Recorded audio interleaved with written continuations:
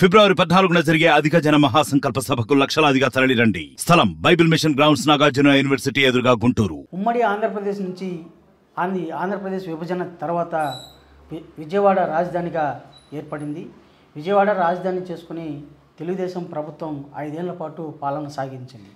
తదనంతరం వచ్చినటువంటి వైసీపీ ప్రభుత్వం విజయవాడ రాజధాని పక్కన పెట్టి 3 రాజధానుల నినాదంతో రాష్ట్రాన్ని 5 ఏళ్ల పాటు పాలన సాగించింది.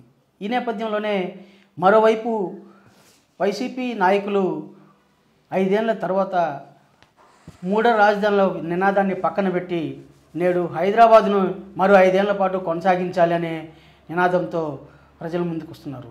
ఈ నేపథ్యంలోనే వైవి సుబ్బారెడ్డి గారు, పెద్దిరెడ్డి రామచంద్రరెడ్డి గారు హైదరాబాద్ రాజధాని మరోమారు కొనసాగించాలని విజ్ఞప్తి చేస్తున్నారు. దీనిపై మాట్లాడేందుకు మనతో పాటు టీడీపీ సీనియర్ నాయకులు విజయ్ కుమార్ గారు ఉన్నారు. సార్, ఇవాళ వైసీపీ ప్రభుత్వం చేపడుతున్నటువంటి నినాదం ఎలా ఉంటుందని భావించవచ్చు?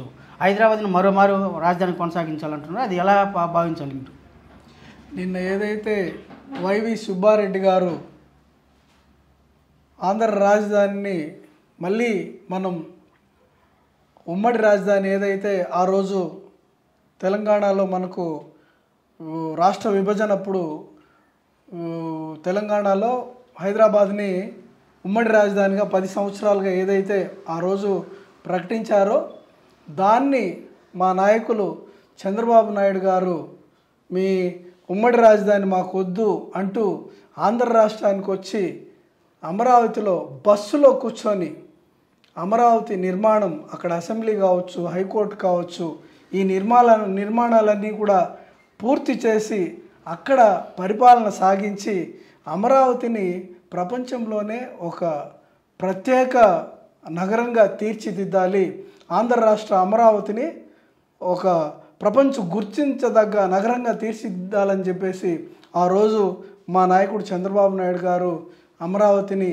ఒక పట్టుదలగా, ఒక ప్రణాళికాబద్ధంగా ఆ రోజు సాధిస్తే, ఏదైతే ప్రతిపక్ష నేతగా ఉన్నటువంటి జగన్మోహన్ రెడ్డి గారు మాకు విజయవాడ, గుంటూరు ప్రాంతంలో అమరావతిని రాజధానిగా చేయడంలో మాకు ఎటువంటి అభ్యంతరం లేదు, కాకపోతే 30,000కు పైగా ఎకరాలు భూమి ఉన్నప్పుడే అది సాధ్యమని ఆ రోజు అసెంబ్లీ సాక్షిగా చెప్పినటువంటి ఆ రోజు ప్రతిపక్ష నేత, ఈనాటి ముఖ్యమంత్రి జగన్మోహన్ రెడ్డి, నేను మాట తప్పను మడమ తిప్పను అంటూ అధికారంలోకి వచ్చిన వెంటనే ఆ రాజధానిని అమరావతి రాజధాని వద్దు అంటూ 3 రాజధానుల నిర్ణయాన్ని తీసుకోవడం నిజంగా ఆంధ్ర రాష్ట్ర ప్రజలందరూ కూడా ఆ రోజు నుంచి ఒక ఉద్యమ రూపంలో మాకు అమరావతి రాజధాని కావాలని అందరూ ఘోషిస్తున్నా కానీ ఏమాత్రం చెవిటోడు చెవిలో శంకుదినట్టుగా అతను ఏమాత్రం పట్టించుకోకుండా ఇప్పటి వరకు కూడా 3 రాజధానులు అని అంటూ నినాదాలతో వైజాగ్ని ఆర్థిక రాజధానిగా చేస్తానంటూ ప్రగల్భాలు పలికి ఈరోజు అక్కడ రాజధాని పరంగా ఒక్క ఇటుకైనా పెట్టుకోకుండా అదే తన సొంత నివాసం కోసం, అతను ఉండడానికి కోసం దగ్గర 500 కోట్లతో ఆ ఋషికొండని తవ్వించి అక్కడ ఒక భవంతిని నిర్మించుకున్నాడు. ఈరోజు ఇంకొక నినాదం తీసుకొస్తున్నాడు, మళ్ళీ మనం ఉమ్మడి రాజధాని హైదరాబాద్నే తీసుకొస్తామంటూ వైవి సుబ్బారెడ్డి గారి చేత చెప్పిస్తున్నాడు. నిజంగా మీకు రాజధాని నిర్మించడం చేతగాక సిగ్గు శరం లేకుండా మళ్ళీ పోయేసి ఉమ్మడి రాజధాని హైదరాబాద్ అని మనం అడగాలంటే ఆల్రెడీ మనకిచ్చిన 10 సంవత్సరాలు పూర్తయిపోయినాయి. మరి పూర్తయిపోయిన తర్వాత ఈరోజు మళ్ళీ మాకు ఉమ్మడి రాజధాని కావాలి అంటే దేహి అంటూ ఆంధ్రుల ఆత్మాభిమానాన్ని తెలంగాణకి తాకట్టు పెట్టి మాకు ఇంకొక 5 సంవత్సరాలు మీ హైదరాబాద్ని ఉమ్మడి రాజధానిగా ఇవ్వాలని కోరడం నిజంగా ఇది చాలా సిగ్గుచేటు. ఆంధ్ర ప్రజలందరూ కూడా సిగ్గుతో తల వంచుకునేలాంటి చర్యలను కూడా ఈ సందర్భంగా తెలియజేస్తూ, మీకు అభివృద్ధి పట్ల చిత్తశుద్ధి లేదు, రాజధాని నిర్మాణం పట్ల చిత్తశుద్ధి లేదు, ఓ పక్క ప్రజలకి ఏవైతే హామీలు ఇచ్చారో అవన్నిటినీ నెరవేర్చే దాంట్లో మీకు చిత్తశుద్ధి లేదు. వీటన్నిటినీ కూడా ఎన్నికలు వస్తున్నాయి కాబట్టి దీన్ని ఏదో ఒక విధానంతో ఏమార్చడానికి, ప్రజలను ఏమార్చడానికి మీరు మళ్ళీ ఉమ్మడి రాజధాని హైదరాబాద్కి వెళ్తామంటున్నారు. ఇది నిజంగా చాలా బాధాకరం. ఆ రోజు ఒక పట్టుదలతో, పౌరుషంతో మా నాయకుడు చంద్రబాబు నాయుడు గారు బస్సులో కూర్చొని అమరావతిని నిర్మాణాన్ని సాగించి అసెంబ్లీ కానీ హైకోర్టు కానీ చేస్తే ఈరోజు మీరు ఏమీ చేయకుండా మరి ఇంత సిగ్గుమాలిన పనులన్నీ కూడా, ఇవన్నీ కూడా ఇప్పుడు జగన్మోహన్ రెడ్డికి నిజంగా నీకు ధైర్యం ఉంటే నువ్వు వచ్చి మీడియా ముందుకు రా. ఎందుకు నువ్వు నిర్మాణం చేయలేకపోయినావు, 3 రాజధానులు అన్నావు, ఎందుకు చేయలేకపోయినావు అన్న దాన్ని నువ్వు చెప్పు. ఎప్పుడు కానీ నీ తరపున సజ్జల రామకృష్ణారెడ్డి కావచ్చు, లేదా వైవి సుబ్బారెడ్డి కావచ్చు, పెద్దిరెడ్డి రామచంద్రారెడ్డి కావచ్చు, వీళ్ళు మాట్లాడతారే కానీ నీకు మీడియా ముందుకు వచ్చే దమ్ము ధైర్యం లేదా? ఏదైతే నువ్వు తీసుకున్న నిర్ణయాన్ని నువ్వు ప్రజలకి యథేచ్ఛగా చెప్పే ఇది లేనప్పుడు నువ్వెందుకు ఈ పరిపాలన నీకు చేతకానప్పుడు గమ్మునే నువ్వు గద్దె దిగిపోవడం?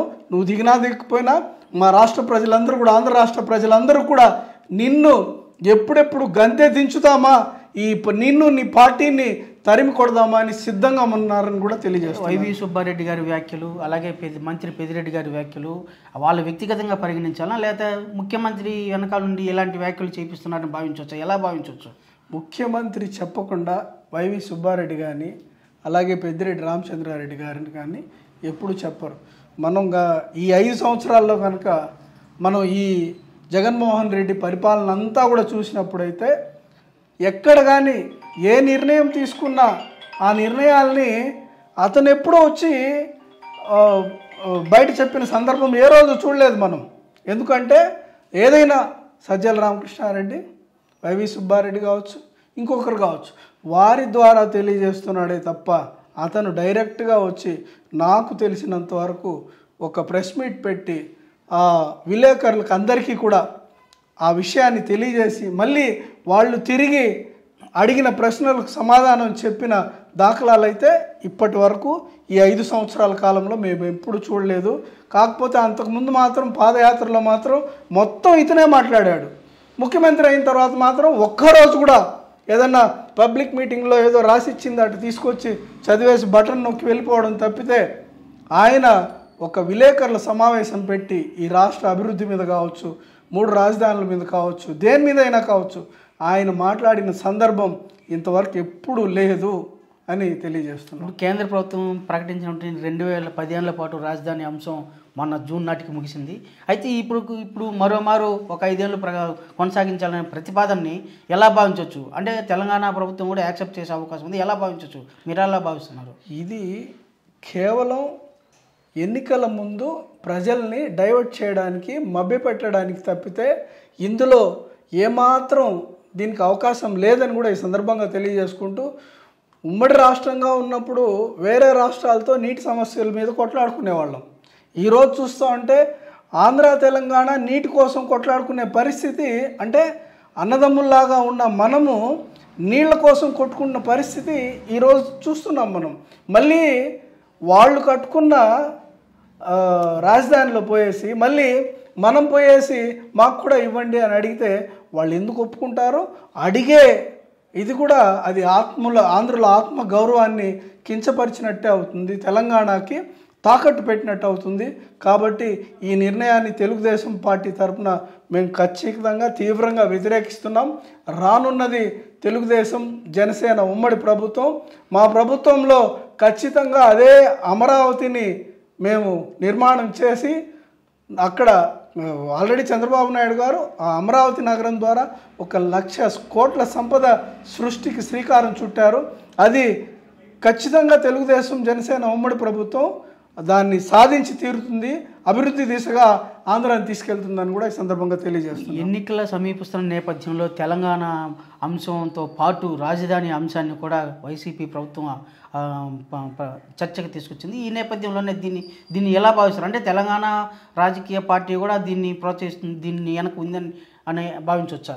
దీని వెనక ఓ పక్క కేసీఆర్, ఇంకో పక్క జగన్మోహన్ రెడ్డి వీళ్ళు ఆడుతున్న డ్రామా.